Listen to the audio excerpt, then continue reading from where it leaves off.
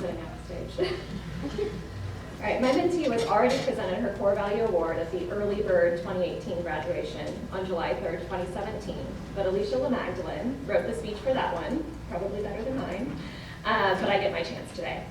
The class of 2018 has some of the finest humans that I have ever seen pass through the halls of University High School, and Audrey Lupton was no exception.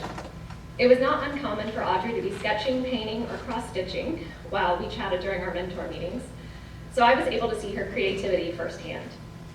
I visited the art show last night, and I was so pleased that Tasha Barger and Meredith Van Roy copied and matted many of her works, many that I had never actually seen before. You should totally check out the pieces at Fairbanks Hall after this, if you haven't already. Along with many paintings and sketches, you will see her Stan, Ivan, and Nellie book, now completed, and two of her sketchbooks, an up-close and personal view of our Audrey. In one of them, she writes about her worries for the people in her life. Audrey was a steward to the core, the literal translation of the word, a person who looks after.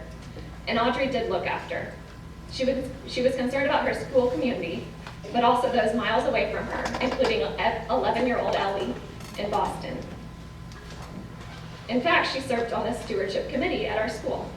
Without her, some of our favorite university events and clubs would not be possible. She and Molly started the You Learn classes that were started this year, and she had her hand in events like Winter Formal, the RTV6 Toy Drive, U-Olympics, and Model UN. Today, her Audrey's Fun for Good goes towards creating a better UHS community. Most recently, the outdoor student lounge was completed using the fund, and the hammocks will soon be ready for use. In addition, Audrey played many sports at UHS and rowed at the Indianapolis Rowing Center. She helped with school plays and also the dance marathon. She was always respected and supported.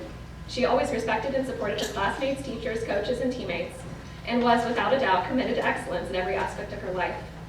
Even when she was undergoing extensive chemotherapy, Audrey wrote AP Lang essays, including her college essay, created art, read books, and talked about sustainability with Mrs. Summitman.